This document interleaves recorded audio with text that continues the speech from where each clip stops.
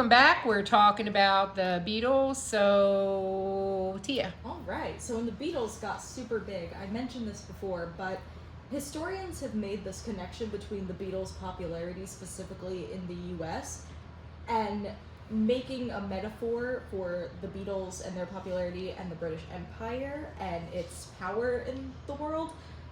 Very interesting. I understand what people are doing with that, the cultural impact, but also as an historian, specifically one that has looked at empires, it feels kind of weird. I don't know.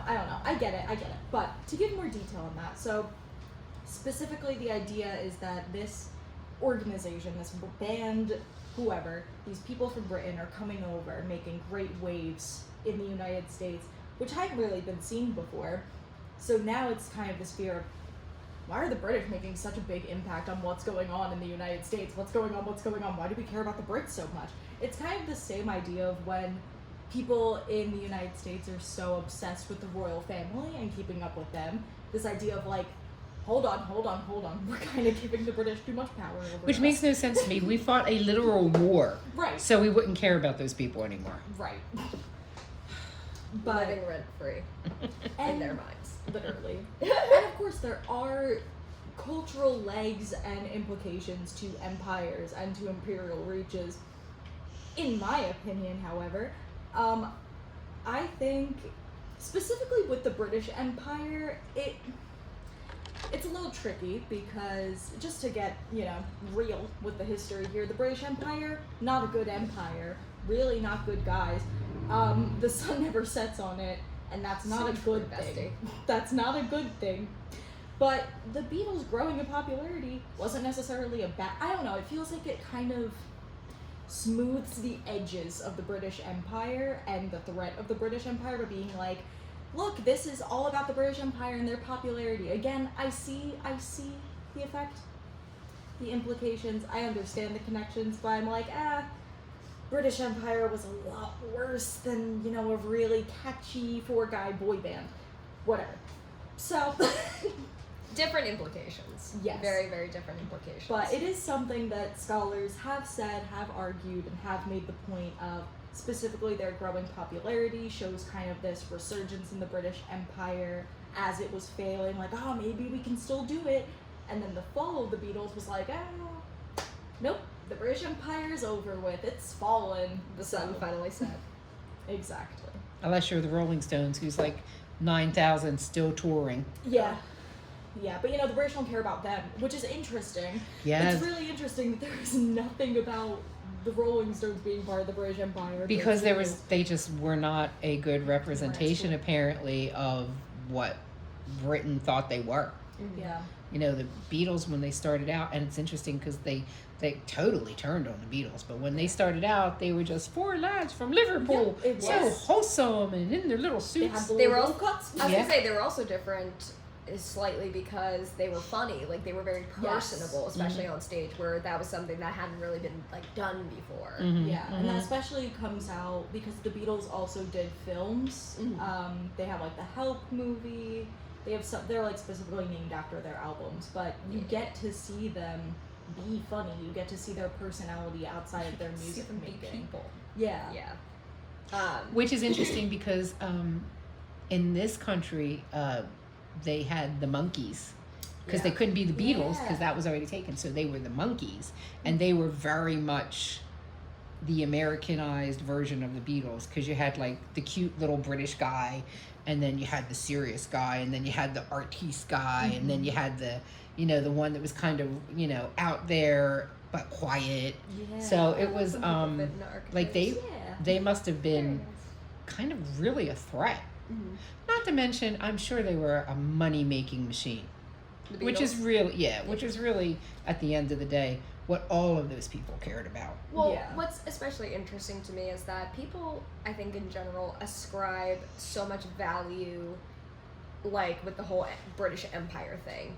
At the end of the day, they were not out with any of these crazy intentions. They originally and continually wanted to make music, but eventually they were too focused on themselves and what each other was doing. They weren't really thinking about the or at least not that I've seen, like beyond John Lennon and Yoko Ono getting involved with like a bunch of like peace movements and stuff during like in the aftermath of the Beatles breakup, but during the time they were very much focused on themselves and what they were doing, because John and Paul were constantly competing, and then once the rift had already been broken open with the Beatles, then George Harrison is trying to like move up in the world, because now he's coming out about like being a really big songwriter. He's, because of like the rift between John and Paul really opening wider and wider, especially with the last album Abbey Road and the White Album, it allows George to kind of move to the forefront of songwriting and kind of show off his prowess and be like, I'm here too, and it's finally kind of like his opportunity to shine in a way. Yeah, and that's a really good point about, like, they weren't looking at the band as a means to do, like, for political gain or for political action or anything like that. Yeah. Like, John, and to an extent, I would say George, had, like, advocacy efforts, and they were concerned with that, but not on behalf of the band. They were never like, all four of us need to make this type of music, we need to make this type of impact, we need to do X, Y, and Z. Yeah. It was more so when John got involved with Yoko, because Yoko, she was very big in the modern art world, and she already had her own fame in that space, but they were able to come together and kind of fuel each other's creativity and their advocacy powers on that end, rather than using the power of the band, which, like you said, it kind of also takes away from that British Empire comparison, because when you're doing an empire, you're pretty deliberate in your actions in creating and maintaining an empire, whereas the Beatles were just four guys who wanted to make music. They weren't concerned with art. I can't do a British accent. I would if I could, but you could do so many other impressions, but you can't do a British accent. I'm very bad at. I'm gonna try and do it. It'll just be embarrassing. Because I'm putting you on the spot. That makes it that much worse. But like, just these four guys being like, we want to make music and play our little instruments. We want to make music. There we go. There we go. I am not trying to insult anybody. It's Tuesday and we want to make music. I can only say like Tuesday. That's Tuesday. But. If we lost our European audience before, we really just shot ourselves in the foot. Yeah, now we've like put them in a hole. I'm so sorry. You guys can make we fun put of dirt our over American them. New Jersey accents. Please, it's fine. please. I apparently say bathroom weird. Bathroom. But not to be confused with bathroom. But back to Yoko Ono, because Yoko Ono, our home she girl. is also a big part of this Beatles history. Yeah. Everybody frequently, not everybody, there's been frequent blame put on her for causing the band to break up. People look at her and they're like, it's your fault that the Beatles ended and you took John blame away a from woman them. for something a man did? Specifically, No freaking a non-white way. woman. I was gonna say. Oh, I didn't that even was think added. about that Yeah, aspect. no, Bring that in. that actually was a really, really big part I didn't of even it. think about that. She faced constant criticism for being like racial discrimination. They were insulting her appearance. They had a weird obsession with her hair. Like, Yes. I think love she's her hair. beautiful. Oh my gosh, I she's honestly fucking don't remember gorgeous. what she looks like. It's like, she's like big poofy. When she was younger, she had like poofier hair. Long and hair. it would kind of like hide her face a bit. Oh my gosh, But- I love her hair. but If my hair now- could be that voluminous on a good day, oh my gosh. And we also mentioned this a little off the air, I think. But if you haven't seen, Yoko Ono's still alive. She's killing it. She's She's gorgeous. 93 or something. She looks But fantastic. look her up. She cut her hair short, and she looks great with short hair. She She wears just, like like, little frames her leather little face. jackets. She has she these looks little great. glasses. Oh my gosh, she's so cute. But so she, like I mentioned earlier, she was a big art icon, specifically in modern art. And then she and John, when they came together, they weren't stupid. In 1966. There we go. Thank you for the date. But they weren't stupid. They both knew that they could get something out of being with each other. She could get more fame and more of a platform for her advocacy and for her art. He could have a way to sort of engage with advocacy and politics and things like that, which he hadn't gotten to do before. And it was the two of them. Again, a lot of this comes from the Lindsay Ellis YouTube video I mentioned, but Yoko Ono, like, people tend to criticize her and blame her for the downfall of John Lennon and for the Beatles. But if it wasn't for Yoko Ono, we wouldn't have songs like Imagine. We wouldn't have songs like Give Peace a Chance. Most of John Lennon's solo work wouldn't have been done. And he came out outright and said that the reason why he didn't give her songwriting credit was because she was a woman. Oh yeah. So she also started, there's like an interview with the two of them, and she kind of dismisses herself, and she's like, it's whatever. He's like, no, if I wrote this with some big man artist, I would say it was a Lennon and so production. Yeah. But it's just a Lennon song because you helped me write, and that's not right. And I was like, hold on, I'm kind of intrigued that first he acknowledged that, and then also he acknowledged it wasn't right. Because I hear plenty of things. I have personal criticisms of John Lennon. Don't we all? But I was like, oh, you're actually being very self-aware. I wasn't expecting that. Yeah, no. I saw some things talking about how he had a lot of addiction issues, and because of that, during that time in his life, he was not very kind to Yoko. He was I don't want to say he was abusive, because I don't know if that was the case. I did not look very thoroughly into that. It was just highlighted in a few articles that I read. But that did have something to do with his treatment of her, and therefore some of his downfalls or some of his poor traits and treatment of her. But and it is weird to think that this idea of Yoko breaking up the band came to be anyway, because yes, she came into the picture a little bit before the band broke up. Yeah. But also, the other members of the Beatles, they've specifically said, we don't have a problem with her. We never had a problem with her. We were going to break up anyway. Yeah. Because ultimately... Sorry. I just totally started to cut you off. I'm so sorry. No, I was... Because ultimately, a lot of their issues were really just logistics and bureaucratic things. Their manager, Brian Epstein, he passed away towards the end of their career. And it became this thing where... I believe it was John, George, and Ringo were all okay with having one manager. Paul didn't like him, wanted someone else. Yeah, he wanted his father-in-law or something. Yeah, they were like, we're not gonna have your father-in-law managing our band. Yeah. And it became this whole rift. They couldn't really rectify it. Yeah. But Yoko was just there. She was vibing.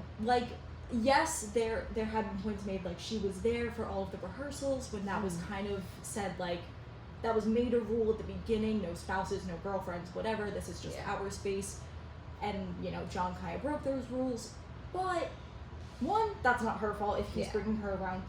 And two, they said she didn't do anything wrong, so, leave Yoko alone, I saw things saying that she would sit in there and she would knit or read the newspaper. Right. Well, she didn't even say anything. She can't listen to some music. She can't just vibe. She can't enjoy her boyfriend's talents. Yeah. As usual, color me astonished. A woman is made a scapegoat for men's bad behavior. Yep. Because that's never happened in the history of the world. No, that's literally what it was. She was used as a scapegoat because people couldn't cope with the fact that their beloved band was breaking up, and she was the perfect Scapegoat. She was the perfect scapegoat because only was she a Japanese woman, but she also did not and never tried to fit into this European or American standard of beauty. She never cared to. She never tried to. She never wanted to. And so she was the perfect odd man out, so to speak. And she was a woman too, obviously. Thus, odd man out. So she was kind of the perfect storm as far as the media was concerned for the reason the band broke up. But it was mostly because of Brian Epstein's death that they broke up, is what I read in a lot of sources, because he passes away, and he was kind of the one that kept all their egos in check. Yes. He was in charge of their finances. There were a lot of things that Brian kind of was responsible for that in the wake of his death, the Beatles were just kind of looking at each other we didn't what even know now? that he did this. Yeah, it was not sustainable. It was not going to happen. And there was going to be a breakup eventually. Mm-hmm. It was a matter of when, not if. Yeah, she was just convenient. Mm-hmm. Yeah. However, with Yoko, she has gotten some, not entirely an apology from the public, but at least in the art world, she has been given some credit. During her main popularity, I almost say her peak, but when she was popular, when she was with John, she wasn't given an opportunity by the Museum of Modern Art to display her art or art that was in the specific subtype. I forget the specific art movement. I feel like it began with like a K or a C. I know what you're talking about. I read about that, but Yes. could not tell Cannot you. remember. It was very big in modern art in like the 50s and 60s. Yeah. But basically, the MoMA did not do anything to even acknowledge that specific art style or anything until I believe it was very recently. I don't know if it was a couple years ago. It was within the last 2 to 3 years. It was post-pandemic, Okay. I think. And I think it's called Yoko Ono, a one-woman show, and it's Yeah. entirely dedicated to her work and that type of work that she was doing in that broader movement. One, as an apology to her, and also to be like, yeah, as a museum of modern art, we kind of dropped the ball by not focusing on this big aspect of modern art. Crazy. Whoops. Here you go. So Let's hope this makes up for that.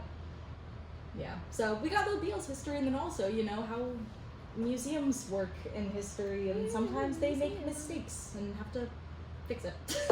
Yeah. What I find really admirable about Yoko Ono as well is that she never really backed away from any of it, despite all the criticism, despite being blamed for the breakup of this humongous band for however many years that she was blamed for it, like, what, 40? Don't ask me to do math. Even that's still today, I feel like some people are like, she's the reason. Especially like that generation that were super fans of the Beatles. Yeah. She's still very much the one She's to the- blame. How could you Yeah. take them from me? Exactly. witch. Very Exactly. much a vilification of just a woman doing her own thing. And it's so Yes. interesting to me because, I mean, obviously I don't know Yoko and I don't know much about her, but she always struck me as someone who was just indifferent to the criticism. Oh, yeah. She's so confident in who she is and what she is.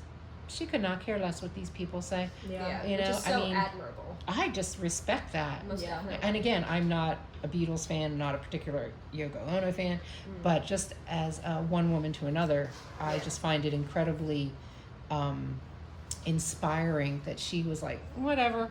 Yeah. Because You know? like with how much impact the Beatles had on the general populace, imagine having that many people and more hate you. Yeah, and For criticize nothing. you Yeah, for for stuff nothing. you You're can't. the That worst. you know is not true.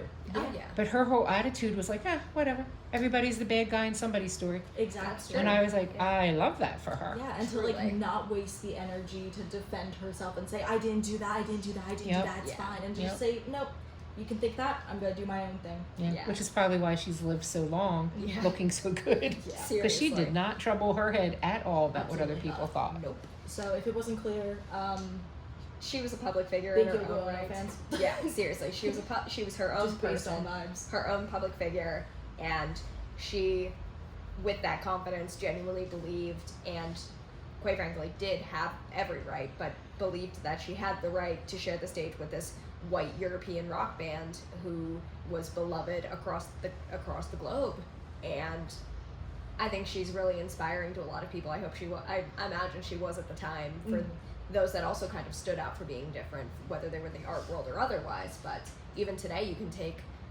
a lot from Yoko's story and just kind of acknowledge that, yeah, someone is the villain in everybody's story. That is absolutely the case, and that's going to continue to be the case, whether it's the British Empire or not. Who seems to be the villain in most stories, but I digress. She had every right to share the stage with the Beatles as she did, because she did a lot of really great things. She's a really cool human being, and she had some great hair. Yes. She had some I great think hair. we should do like for one of our not well behaved women We should do episodes. yoga? We should do Oh, yoga. yeah. I was thinking about that, but I was like, well, we already did it for this one. So I Well, wasn't But sure. yeah, but Like, there's this is so more much more to Beatles. unpack with her. that's Yeah, we valid. can Like, do more I mean- her specific way. Yeah, because now That's she's true. being talked about in the Beatles frame. Yeah, Mhm. I think we should talk about her in her own her frame. own frame. That's fine. yeah, her own. I can get behind that. I think we should do that. Mhm. So what else do you have? Because we are just about done. Do we got anything else? I'm done. That's pretty much it. Racism, nativism, all that kind of stuff. Elitism. Mhm. Elitism, British Empire, white European beauty of standard of beauty. Yeah, that's pretty much it. Okay. I think we should wrap it up We with can mention something. the programs. Oh yeah, that's I'm sorry, I okay. didn't mean to cut you off. No, totally fine. I was just gonna say we should talk about something fun, but I don't know. I really just want to talk about the book I'm reading right now. But let's talk about the programs first. So, just a quick update. The Not Well Behaved Women will be taking a brief hiatus for the month of August because, kind of like in Europe, everybody goes away in the month of August because it's siesta? just too hot. Is it a siesta in Europe? That would be a nap. Yeah, I know Okay. that's like the daily thing when you go in like the afternoon at Okay. like Take a until break. 3 p.m. Yeah. Take a break. Well, we're taking a month-long Run siesta. away. Yes. So we will be back in the beginning of September with new episodes, new insights, new fun things to discuss. As always, I want to give a huge shout out to Words Matter Bookstore. This has been our home for the last 2 months, I think. They I would have say, fun. yeah. Yeah. And it's such a cool place, and she has really interesting merchandise. She has, I think, 6 book clubs, one of which involves beer, which I'm always down for that. Anyway, check it out. It's Words Matter Bookstore in Pittman, New Jersey. And when we come back, you won't hear my voice anymore. I will comfortably go back to being the producer. So goodbye. This is Rose Emily. All right, let's close it out then. Yeah.